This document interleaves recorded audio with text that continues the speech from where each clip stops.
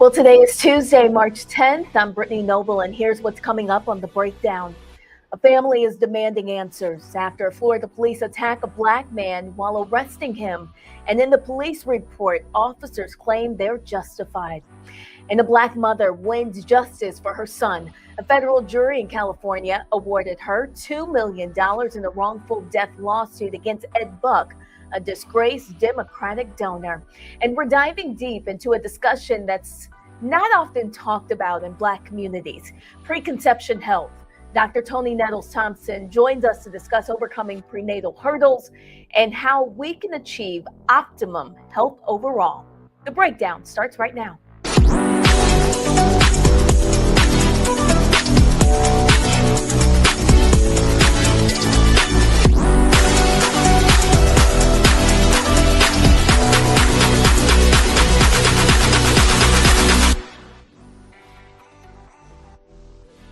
Well, today, voters in Georgia's 14th congressional district will pick a replacement for former Republican U.S. Representative Marjorie Taylor Greene.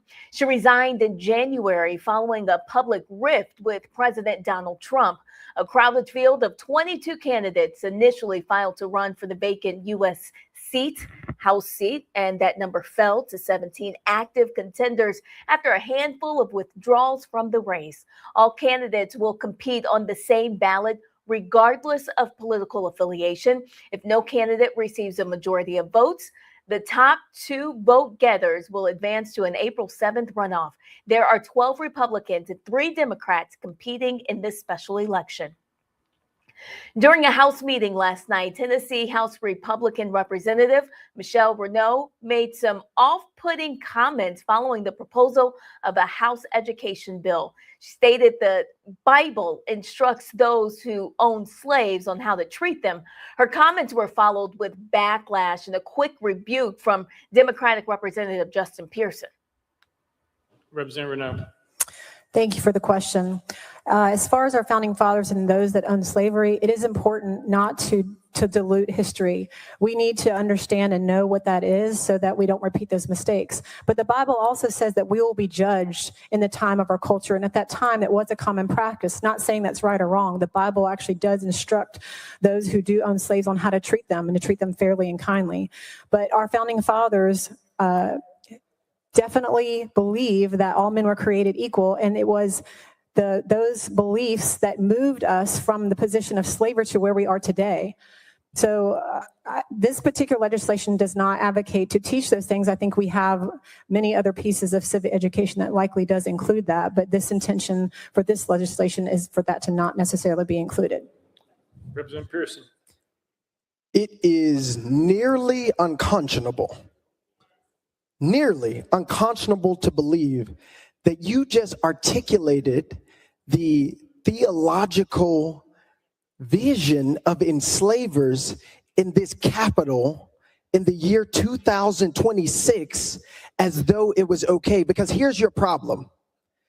The Bible, which was written in many different iterations, but is articulating a time of thousands of years ago, was used as justification for enslavement that happened thousands of years later, 400 years ago in our country.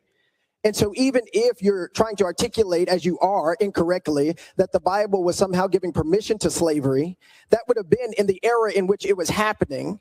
It wouldn't be used as a theological justification just 400 years ago in our nation's history. But what is worse, and what is deeply disturbing by what you have just said, is not how you are saying, and that was wrong or immoral. There is no question that slavery was immoral. And you shouldn't need a Bible to know that. And there were always people who were antithetical to the antebellum South's iteration of chattel slavery. The people who were enslaved, who were kidnapped from the continent of Africa and brought here against their will. And I am a Christian, and I am a 7th-generation Tennessean. I have read the Bible from front to back, and the stories about love, about who Christ is, about loving thy neighbor and loving God is what we are told to profess. So anyone who misused the Bible to enslave people, misuse the Bible to keep people in bondage, they were wrong then as you are wrong now. I refuse to support this legislation because the lens by which you are viewing the world is toxic, is damning, is wrong, and is immoral. And you, my fellow colleagues, should do much more work in understanding the history of this country and understanding the history of enslavement and the consequences that it continues to wreak and the barriers it continues to create in this state and around the country. No one should ever be able to use Christianity as justification for the enslavement of people, especially not someone who has the audacity to call themselves a legislator. Well, she assumed office on November 5th, 2024. Her current term ends November 3rd, 2026. Renault is running for re-election. A Florida woman is arrested after using an AR-15 style rifle to shoot at singer Rihanna's Los Angeles mansion. Police say 35-year-old Ivana Ortiz fired at least 10 shots from inside her vehicle into the $14 million Beverly Hills area home Sunday after 1:00 p.m. Rihanna, who was home at the time, shares the mansion with her partner, rapper A$AP Rocky, and their 3 kids. Investigators say a round penetrated a wall of the house. No injuries were reported. Ortiz, who is originally from Florida, was booked on suspicion of attempted murder. Officials have not cited a motive for the attack, but authorities say weeks leading up to the shooting, she posted a series of erratic messages and videos on social media that referenced several celebrities, most notably Rihanna. Ortiz is being held on a $10.2 million bond. A federal jury in California has awarded $2 million to Letitia Nixon, the mother of Jamel Moore, in a wrongful death lawsuit against Ed Buck, a disgraced Democratic donor. The verdict was delivered in the United States District Court for the Central District of California after the jury deliberated for about 1 hour. The jury consisted of 5 men, 3 women, unanimously found Buck civilly liable for Moore's death and awarded Nixon damages for the loss of her son. Moore, a 26-year-old black gay man, died of a methamphetamine overdose in Buck's West Hollywood apartment in 2017 after Buck provided the drugs that led to his death.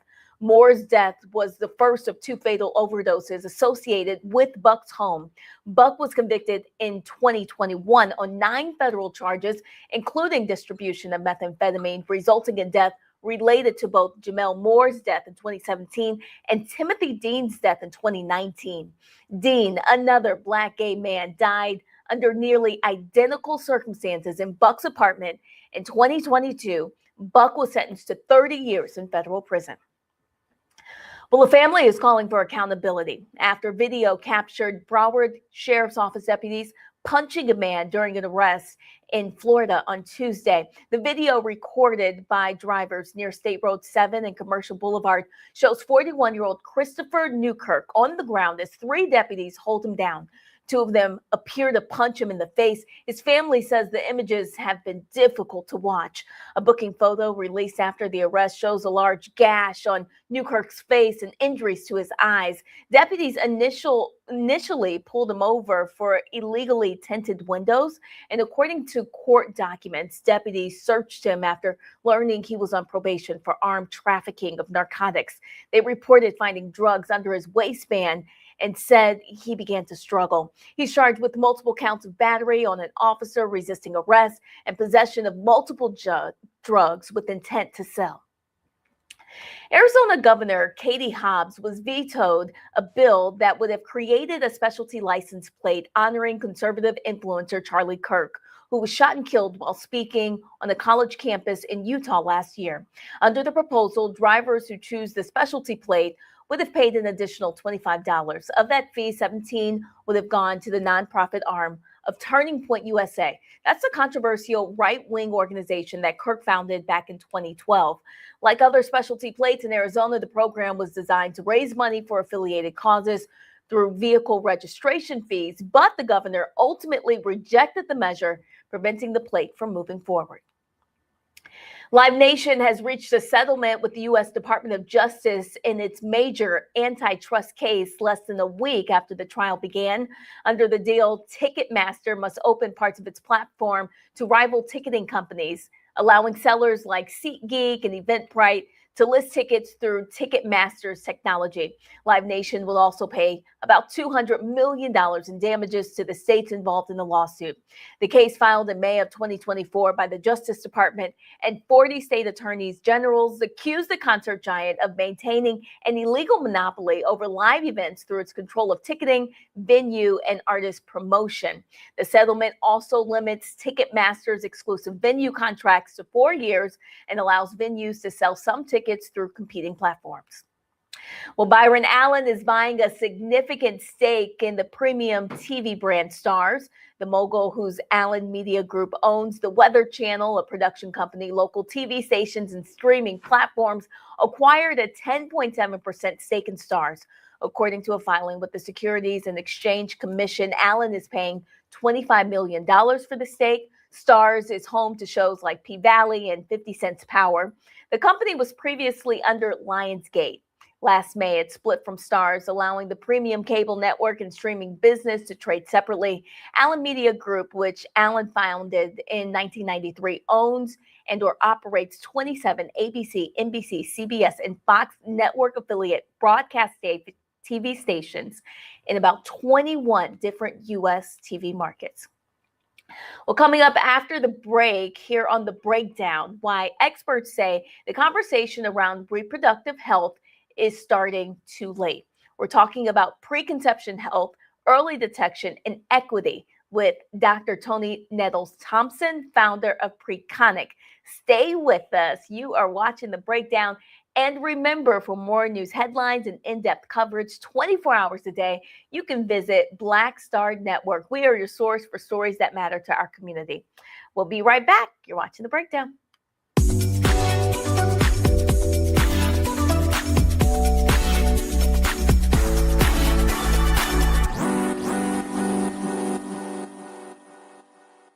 With medicine and science under attack, I want to keep you and your family informed and healthy. I'm Dr. Ebony Hilton, and I knew at the age of 8 that I wanted to be a doctor. So I studied hard and became the first African-American female anesthesiologist hired at the Medical University of South Carolina since its opening in 1824. And I always say I was made into a doctor, but I was born to be a mom. And as a new mom, wife, sister, daughter, and friend, I understand how frightening a medical crisis can be. I care for individuals on some of the worst days of their lives, and it's my mission to provide you with a safe space to gain clarity on issues affecting your mind, body, and soul. I recognize that there are health disparities, particularly as it pertains to race, and I want to help bridge the gap between you and your healthcare providers. Join me every Thursday for Second Opinion on the Black Star Network, where each week I'll invite experts from various medical fields to share the latest health news. We'll discuss topics such as the vaccine debate, mental and sexual health, medical bias, infertility, menopause, andropause, nutrition, and aging. Together with my medical colleagues, we aim to provide you with a second opinion. Don't miss it, Thursdays only on the Black Star Network.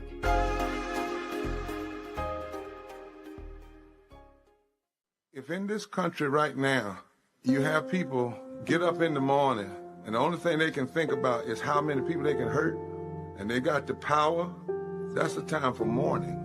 For better or worse, what makes America special, it's that legal system that's supposed to protect minorities from the tyranny of the majority. We are at a point of a moral emergency. We must raise a voice of outrage. We must raise a voice of compassion.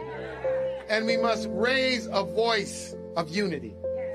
We are not in a crisis of party versus party. We are in a crisis of civilization, a human rights crisis, and a crisis of democracy itself. And guess what? You've been chosen to make sure that those that would destroy, those that would hate, don't have the final say, and they don't ultimately win. I'm Risa Colbert, and you're watching the Black Star Network.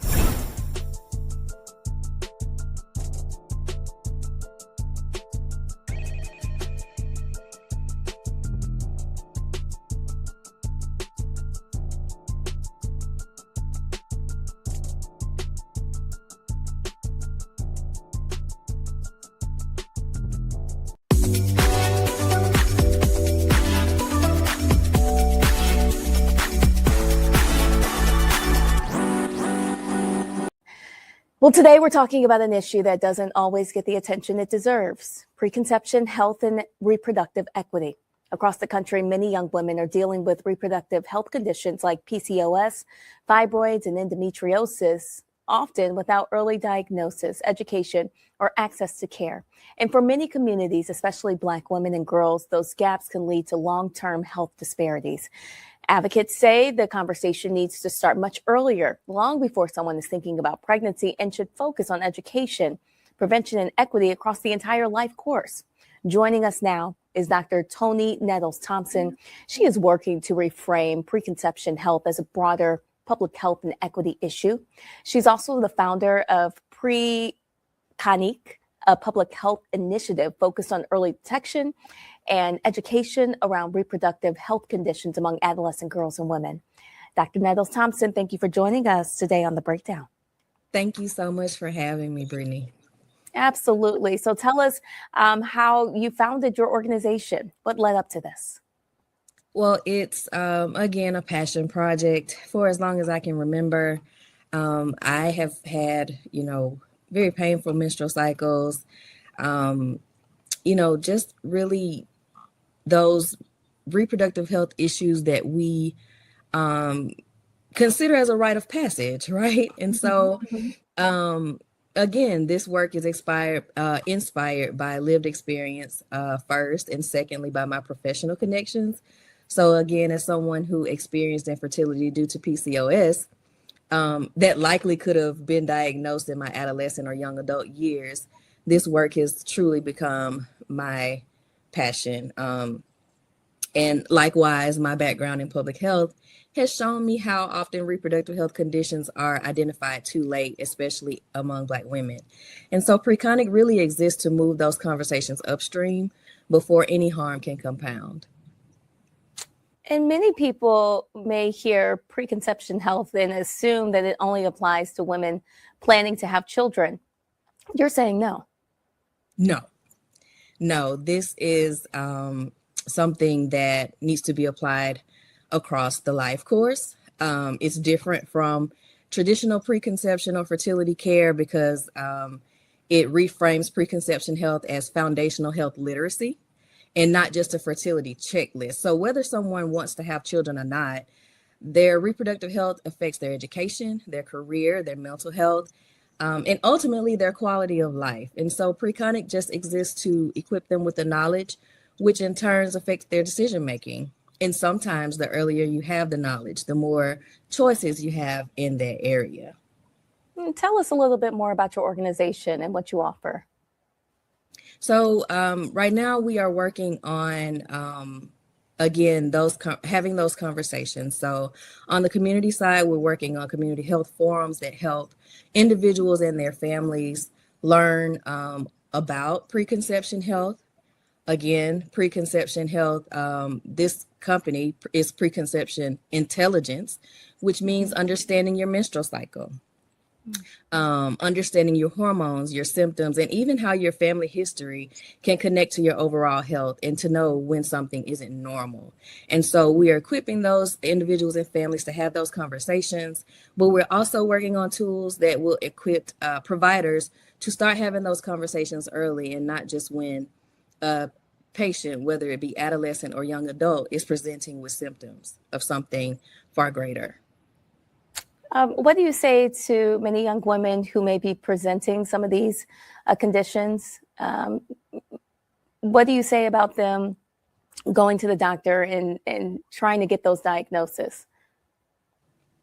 So the ultimate goal is to decenter pregnancy altogether, right? Because we do think that maybe having this conversation might pressure young girls to think about pregnancy, but it does just the opposite. And so I would say to young girls who are experiencing these issues to, really be in tune with your body, know what is normal for you and what's not, and speak up about the pain. Of course, like I said earlier, pain is not a rite of passage, and so things like that should be addressed early so you're not 30 years old still searching for answers. So we want to promote that early awareness is prevention. And so what does that look like in the schools, reaching those adolescent girls and young women? Well, most schools, especially in the South, have adopted abstinence education only. You have some who have abstinence plus education. And, again, we want to, reinforce that this is not about pregnancy, or this is not to assume that pregnancy is imminent. This really reframes our preconception health as foundational health literacy. So it's just like we would do financial literacy, or just like we teach our children and young adults about nutrition and mental health and physical health. It's never too early to have these age-appropriate conversations. And we should really be trying to reframe reproductive health, even if it's abstinence or abstinence plus, in the way that we frame nutrition, mental health, and physical activity. It's focused on understanding the body, not sexuality or pregnancy. And we know that Black women face some of the worst reproductive and maternal health outcomes in the country. How does early education change that trajectory? We're seeing a slow change. I've spent most of my public health career focusing on maternal and child health and chronic disease prevention. And so as a practitioner in this area, the research has consistently shown that Black women and other marginalized groups experience longer delays in diagnosis, higher symptom and disease burdens, and less access to culturally responsible care. And so, Preconic exists to address those gaps by normalizing early conversations. And so we're finding that if we have those conversations early, we empower individuals for self-advocacy, and we meet young people and adolescents where they are. We're seeing that this can, really change the trajectory of what happens later in life. And again, give people autonomy over their health, whether it's they want to have a baby or not. Yeah. What should parents and educators, really communities, be paying attention to when it comes to warning signs or maybe symptoms that young girls could be experiencing? Yeah. So in young people, it may look like, imagine a 15-year-old that has debilitating periods, and she's told that's just part of being a woman. Periods should not be debilitatingly painful, right? That's a warning sign. She may also be experiencing visible skin thickening and darkening that can signal insulin resistance or hormonal imbalance. That's it's not a hygienic issue, as we sometimes dismiss in this community. That's something that should really be looked at, whether it's for PCOS or diabetes or anything in that arena. The growth of male pattern hair on her face, chest, abdomen, or back. Instead of giving a prescription for hormonal birth control and being told to not really worry about it until she's ready to have a baby in the distant future, we need to look at that more closely and see if that is an underlying condition that may lead to a reproductive health condition down the line. Well, if viewers want to learn more about Preconic or support the work that you're doing, how can they get involved? Absolutely. So you can reach me at my website, drtnt.com, which is live. Also, I am on all social media as at DRPHTEA2, number 2. Or you can send me an email at info@tntpublichealth.com. All right, Dr. Nettles Thompson, a really important conversation about health education, prevention, and equity. Thank you for joining us today on The Breakdown. Thank you so much for having me.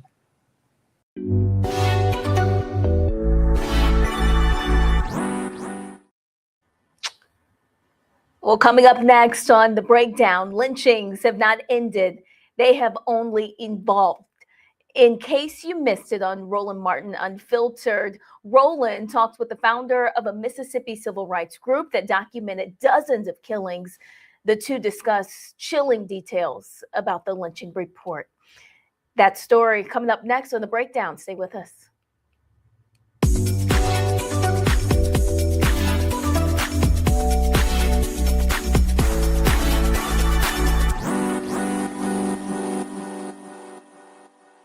The They said the quiet part out loud. Black votes are a threat, so they erased them. After the Supreme Court gutted the Voting Rights Act in 2013, Republican legislatures moved fast. New voter ID laws, polling place shutdowns, purges of black voters from the rolls. Trump's Justice Department didn't stop it, they joined in. In 2018, his DOJ backed Ohio's voter purge system, a scheme that disproportionately erased black voters. Their goal, erase black votes and political power. Yeah, that happened. These are the kinds of stories that we cover every day on Roland Martin Unfiltered. Subscribe on YouTube and download the Black Star Network app. Support fact-based independent journalism that centers African Americans and the issues that matter to our community.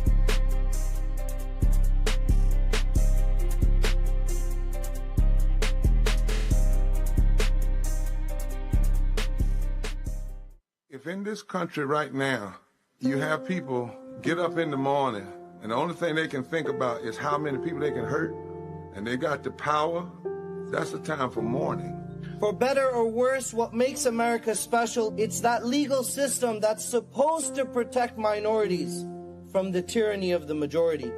We are at a point of a moral emergency. We must raise a voice of outrage. We must raise a voice of compassion. And we must raise a voice of unity. We are not in a crisis of party versus party. We are in a crisis of civilization, a human rights crisis, and a crisis of democracy itself.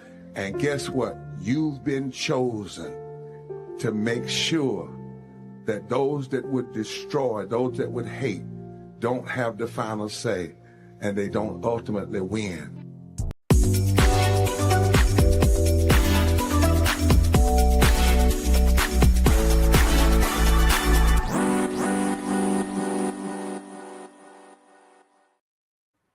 Well, we are asking for your help in finding Brooklyn Ashley. The 15-year-old went missing a few days ago on March 7th in Oakland, California. Brooklyn was last seen in the 4000 block of Tompkins Avenue. The circumstances of her disappearance are unknown, but she was last seen wearing all black clothes. She has long braids. She weighs about 140 pounds and is 5'4". If you know anything about where she could be, please contact the Oakland Police Department at 510-2238-3641.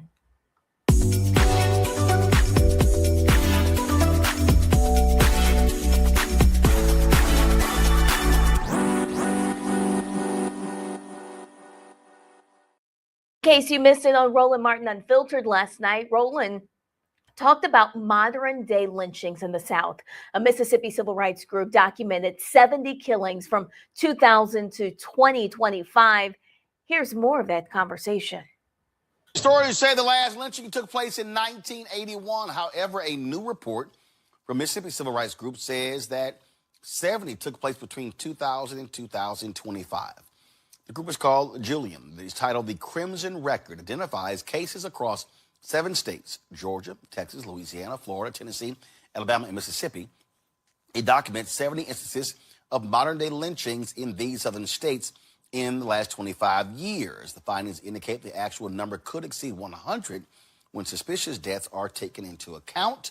Joining us right now is Jill Collin Jefferson. She's the founder of Julia. She joins us right now. I'm glad to have you here. So first and foremost, well, folks, explain your definition of a lynching, because the average person is thinking somebody hanging from a tree. So walk us through that.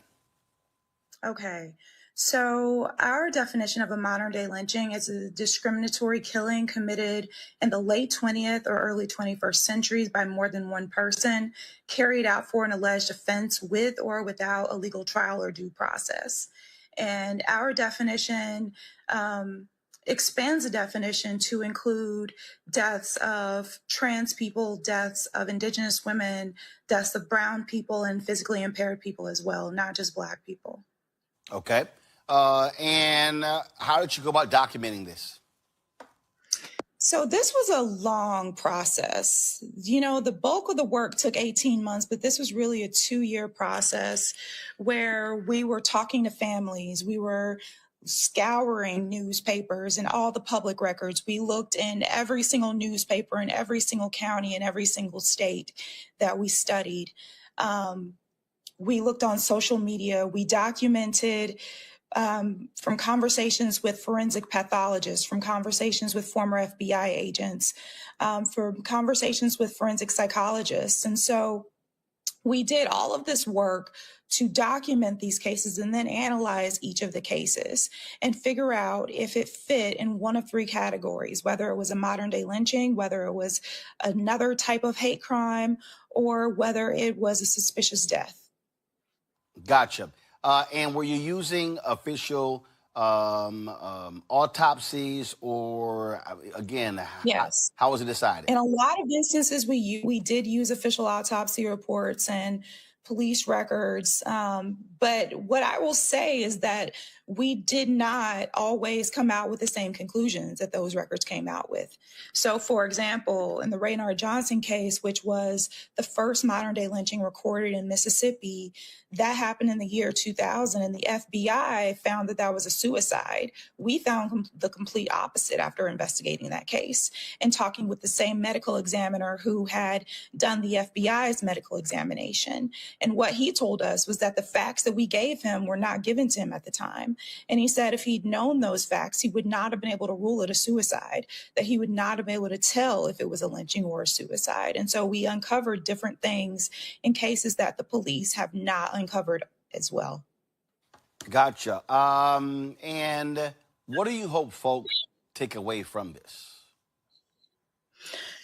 I hope people take away the urgency of this moment, that this is a time where these cases are rising due to the radicalization online, due to the racialized rhetoric, due to the anti-trans rhetoric and anti-immigrant rhetoric that's going on. The number of modern day lynchings has not decreased, it's increased in recent years, and we expect it to continue to increase. And so people need to know that these cases are still happening so that they can watch their backs and understand what's really going on in America. My panel joining us right now, Thelma Anderson, creator of the Public Opinion Court, as well as author of Shut Up and Prosecute out of Dallas, Dr. Ome Congo Dominguez Sr., professor of lecturer, School of International Service, American University, author of Lies About Black People, How to Combat Racism, joining us from D.C., also attorney Scott Bolden, also joining us from D.C. Glad to have all 3 of you here. Ome Congo, you're first with your question.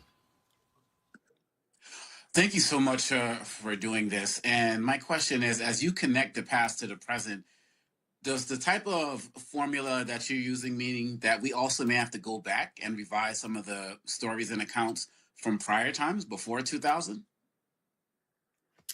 So, no, we don't have to go back to historical lynchings, but I would suggest that we go back at least to 1981 and look at the modern day lynchings. And so the reason why I say that is because at a certain point in history, especially contemporary history, when you get into the 70s and the 80s, the nature of lynching started to change, which led to this changing definition. No longer was it just like the KKK committing an act. It's people online who get radicalized and then get offline and go out and do something. And so this new definition is sort of meant for new times. So it's no need to go back to the historical lynchings to change that definition or look at those. I would say, though, that there should be more examination of the deaths of Indigenous women and trans women that go back further than what we've studied. Elma? Scott.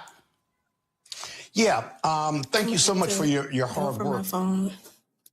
What begs the question with your hard work and the results is that throughout your research, were there any opportunities to go back to those local jurisdictions or even the feds to say, hey, take another look at this? We think this was a lynching. It was never defined as that, but we think it merits more investigation. Did you have any circumstances like that?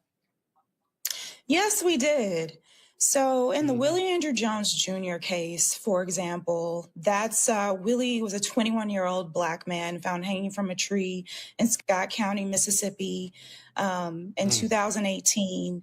And with that case, we solved that case from start to finish and found out that it was a lynching. It had been ruled a suicide. And we took our findings to the district attorney and gave him all of our findings. We also won an $11 million civil suit in that case. But the DA, even though the Mississippi Bureau of Investigation reopened the case, the DA still has refused to charge the lynchers. And these are people who tried to lynch someone before they lynched Willie and have threatened to lynch people since, yet they're still free. We also are going to the FBI about Raynard Johnson's case, and there are certain circumstances in other cases where we are contacting local authorities. Thank you. You know, I also think that there are anti-lynching laws in most states, in most jurisdictions in the country, although it's very rare that someone gets prosecuted for lynching, but your work could be the impetus for something like that. Am I right about that? Every state, including and the District of Columbia, have anti-lynching laws. Well, states have hate crimes laws that don't specifically talk about lynching and don't really apply to the lynching context as well. They don't map over very well. But what Congress did in 2022 was pass the Anti-Lynching Act, the Emmett Till Anti-Lynching Act. Yeah. Unfortunately, that legislation is toothless. It doesn't really do anything to help solve or prevent these cases from happening. So what we have in this report, A Crimson Record, are several policy recommendations for what needs to happen on the Emmett Till Anti-Lynching Act and what needs to happen on the state level as well. I will say that we did bring an anti-lynching bill as well as bills in Mississippi to increase the requirements for coroners, because in Mississippi, to be a coroner, all you have to have is a high school diploma or equivalent and pass a test. And so we introduced the anti-lynching bill there, as well as requirements for raising the standards for coroners, and both of those bills died in committee. What I can say is that we're working now on the federal level with a congressman to bring amendments to the 2022 Emmett Till Anti-Lynching Act that we do hope will make this substantive legislation actually impactful. All right. Well, thank you very much. Good luck with your future work on this important subject. Thank you. All right, then. Stand by.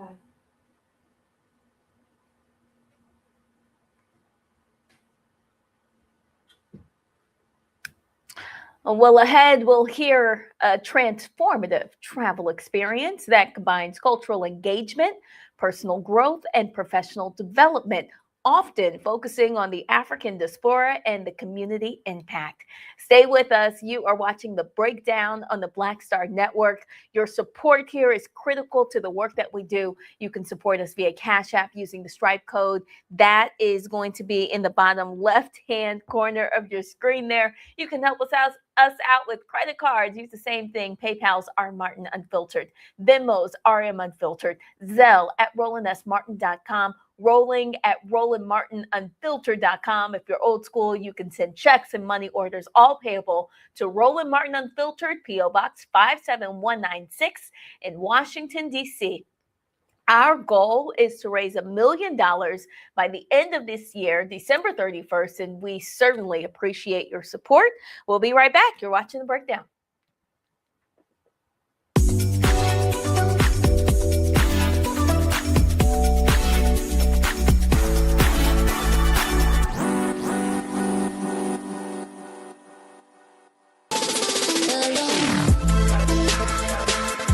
Hey y'all, welcome to The Other Side of Change, only on the Black Star Network and hosted by myself, Rhea Baker, and my good sis, Jamira Burley.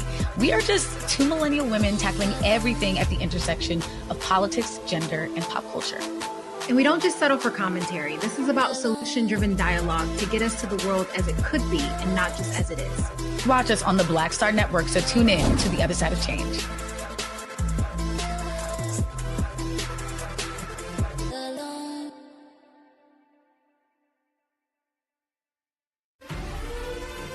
Violent white supremacy is, quote, the most persistent and lethal threat in the homeland. The greatest terrorist threat to the homeland is the homegrown violence string, including hate crime committed on behalf of some kind of white supremacist ideology. They are coming after everything in Black America. MAGA and Donald Trump are specifically targeting Black America. They are going after the money. Attack Black Lives Matter. Attack critical race theory. Attack woke, DEI. MAGA wants to defund Black America. This is a perfect example of their desire to completely degrade and de-emphasize Black people.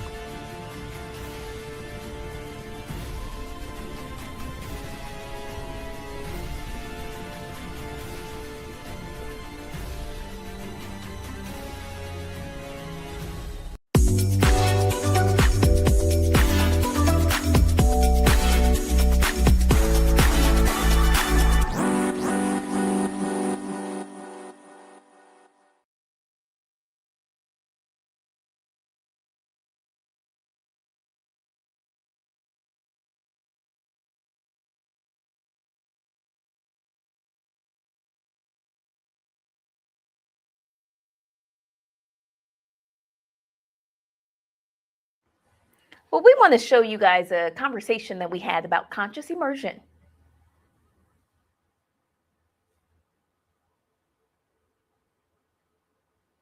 Connection, cultural understanding, and real opportunity beyond what we've been taught to expect. And for many, that journey is leading them straight to Ghana.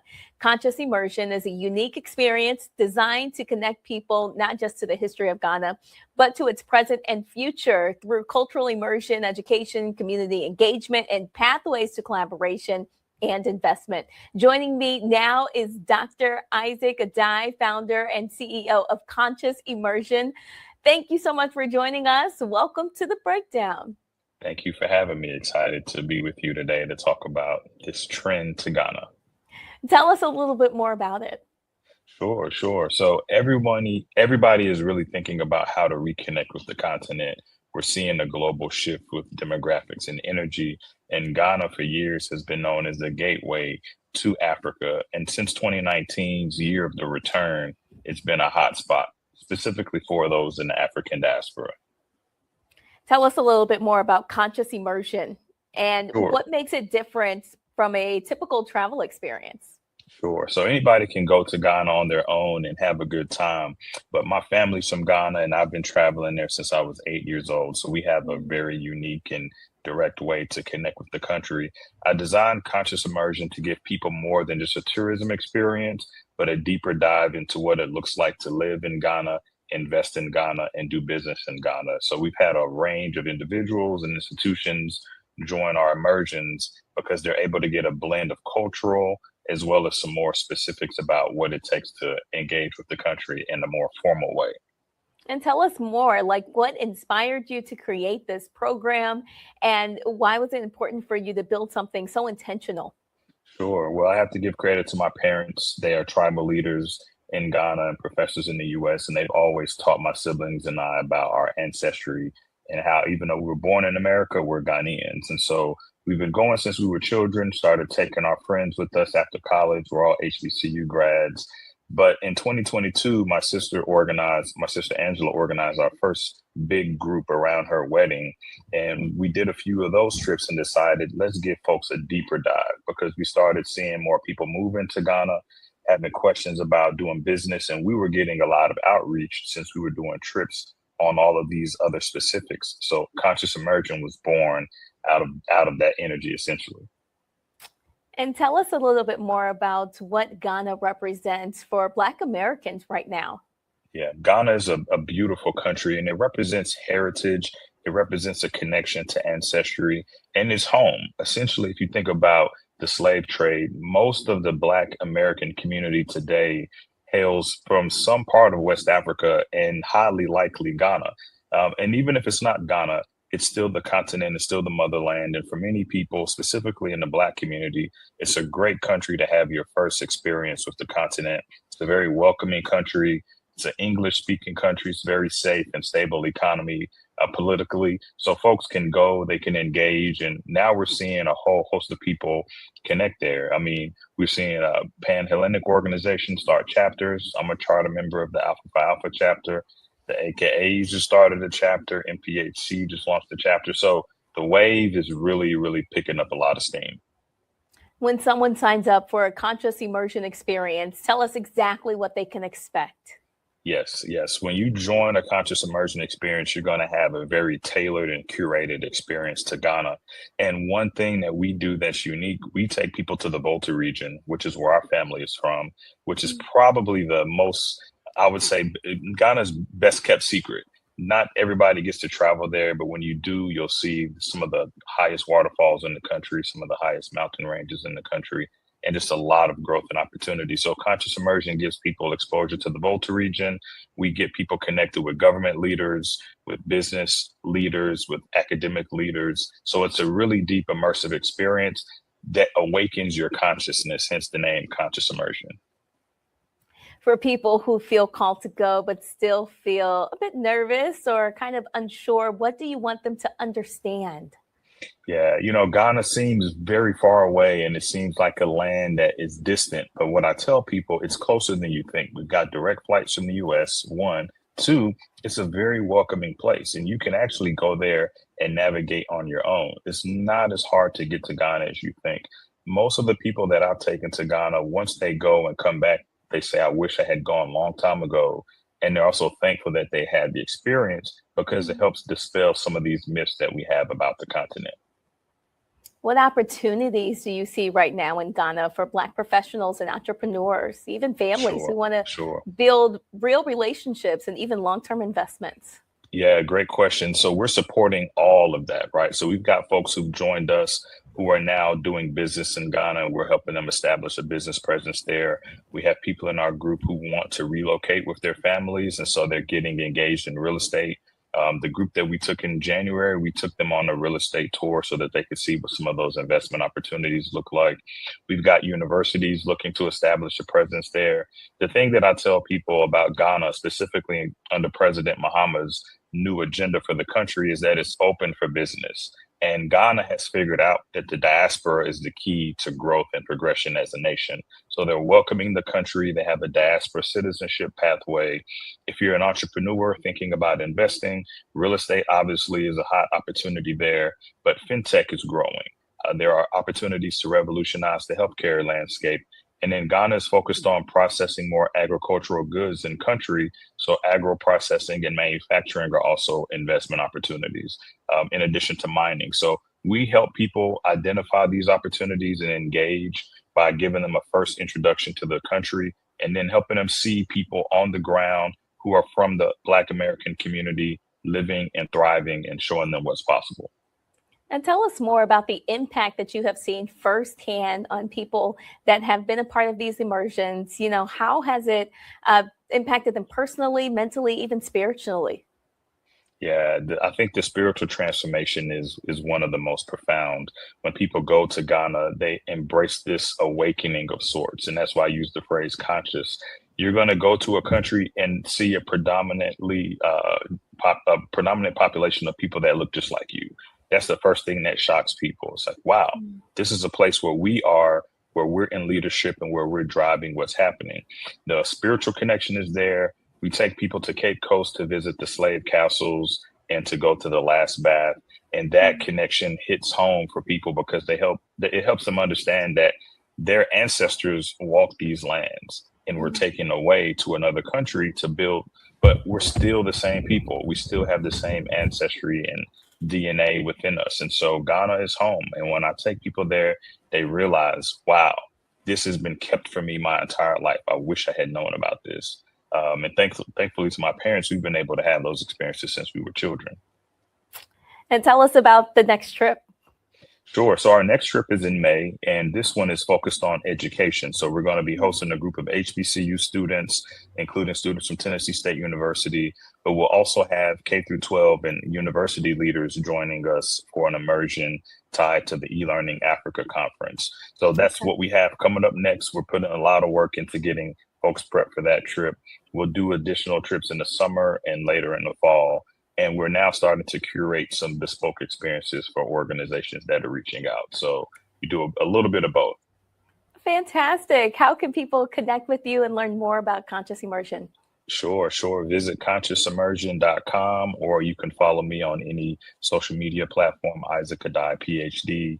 Please reach out. I'd love to hear from you. Our team does a great job of building these connections. We partner with the Onyx Group and folks on the ground in Ghana to help cement what it means to travel back home, but not just to go as a tourist, but to go and actually connect and build roots. So we'd love to help you have that experience. Dr. Isaac Adai, founder and CEO of Conscious Immersion, thank you so much for joining us on The Breakdown. Brittany, thank you for having me. Absolutely.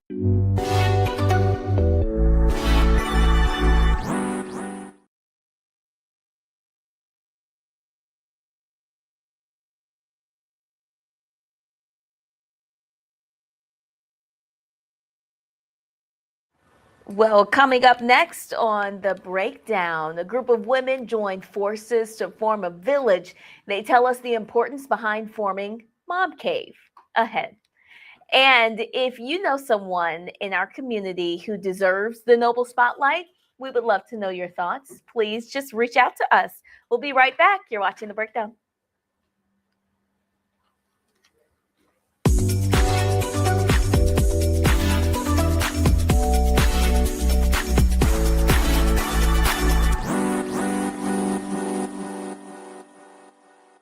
With medicine and science under attack, I want to keep you and your family informed and healthy. I'm Dr. Ebony Hilton, and I knew at the age of 8 that I wanted to be a doctor. So I studied hard and became the first African-American female anesthesiologist hired at the Medical University of South Carolina since its opening in 1824. And I always say I was made into a doctor, but I was born to be a mom. And as a new mom, wife, sister, daughter, and friend, I understand how frightening a medical crisis can be. I care for individuals on some of the worst days of their lives, and it's my mission to provide you with a safe space to gain clarity on issues affecting your mind, body, and soul. I recognize that there are health disparities, particularly as it pertains to race, and I want to help bridge the gap between you and your healthcare providers. Join me every Thursday for Second Opinion on the Black Star Network, where each week I'll invite experts from various medical fields to share the latest health news. We'll discuss topics such as the vaccine debate, mental and sexual health, medical bias, infertility, menopause, andropause, nutrition, and aging. Together with my medical colleagues, we aim to provide you with a second opinion. Don't miss it, Thursdays only on the Black Star Network.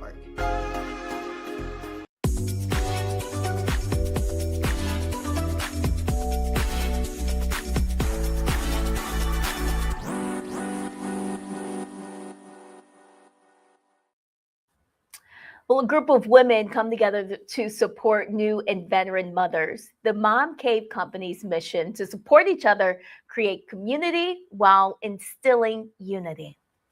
A village for families in need is what the Mom Cave is all about. The organization prides itself in understanding what it takes more than just a mother and a father to raise a child. It takes grandparents, caregivers, and a community to support the little one.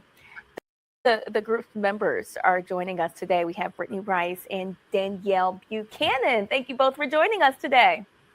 Thanks for having us. Hello. Absolutely. We're so happy to have you here. So tell us a little bit more about what the Mom Cave is. What is it all about, Brittany?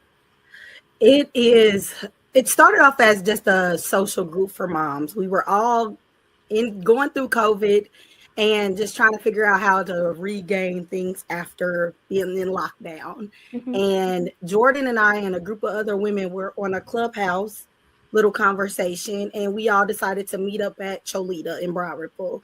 And that became like let's just start this little monthly thing of moms getting together and getting out the house and having a moment. And then from there, Jordan and I started a Facebook group, and that's where we started the Mom Cave. And it's like we have a private group where we would just share different things that we wanted to do and just have like mommy day out events on Sunday mornings. And then from there, we actually had parents like, hey, I need diapers, I need wipes, I'm needing help with things. So from there, we would take like a monthly due, and we would give items to moms that were in need. And because we just kept seeing so much of a need from there, I mean, we stopped so much of the outings, even though we do want to get back to that. We do still do like Mother's Day events and things like that and other things for the kids. But then we noticed like we need to do something more where we're able to help. So we started doing community baby showers, and we are actually doing 2 this year. So it just kind of grew and grew and grew. We got our 501c3. We went through all the steps to make it a legit nonprofit and to really give back to our community. And Danielle, why is it so important for us moms to get together?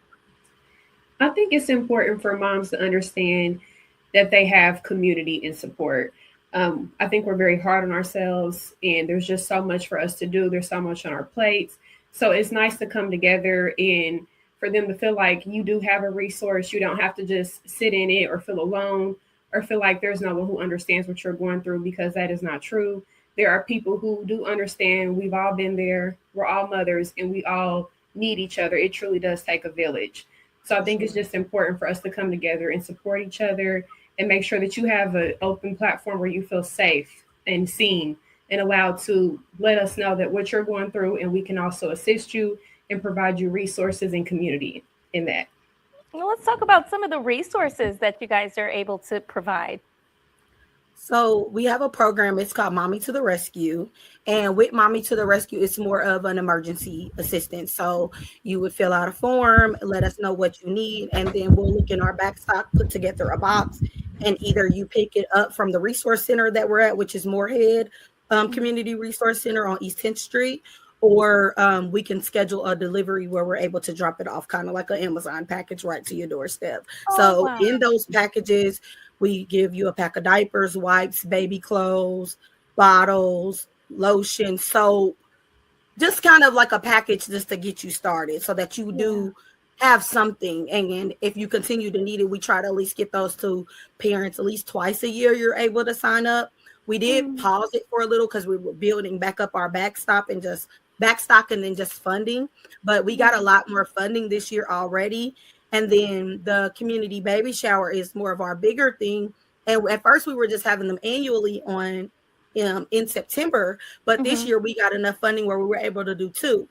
So we are actually having our first one on March 21st from 11 to 2.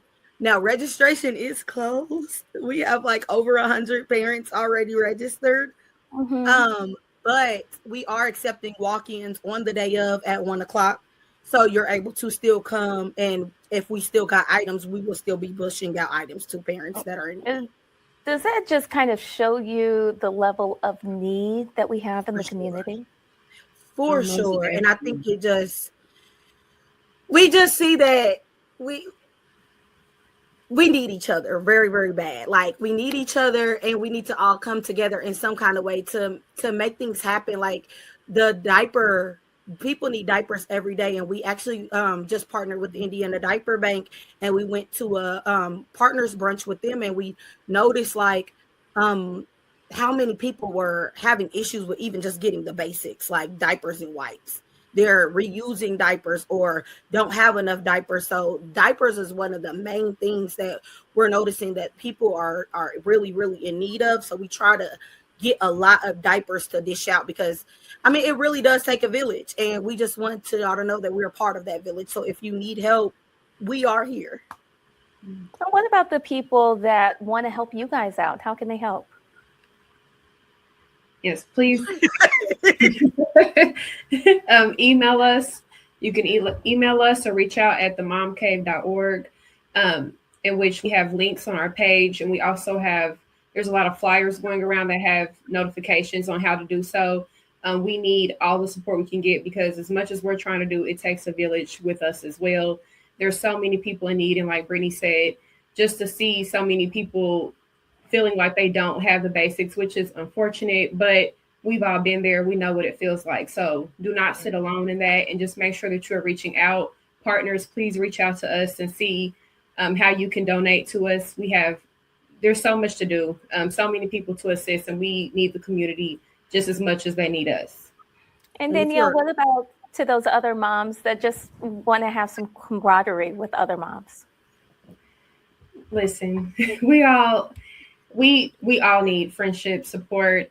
If you write us, we do a lot of things on Facebook too, just where we try to reach out. We are mothers, we're humans, we know what you're going through.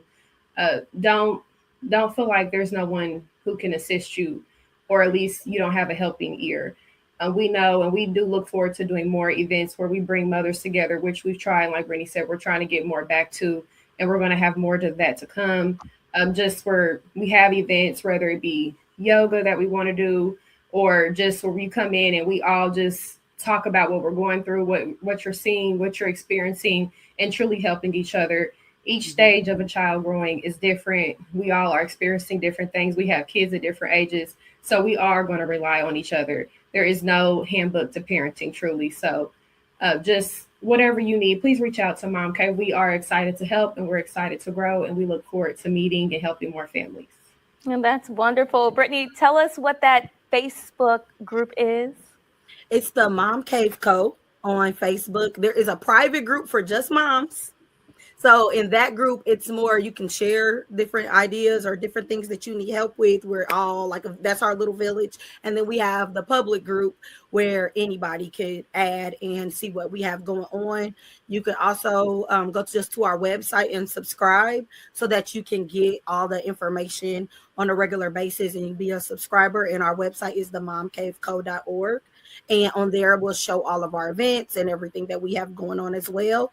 And then if you're interested in being like a partner or donating to our baby showers, because the first one is March 21st, but our next one is September 19th. So if you can't help with this one, maybe you can help with the next one, or even just the diaper drives that we'll be doing. So we're always looking to get sponsors and people that, see our mission and want to help us. You can always email us too at info@momcaveco.org. All right. We'll assist. All right. momcaveco.org. We want to thank you both for joining us, Brittany Rice and Danielle Buchanan from momcave.co. All right, you guys. Thank you so much. Thank you. Thank you.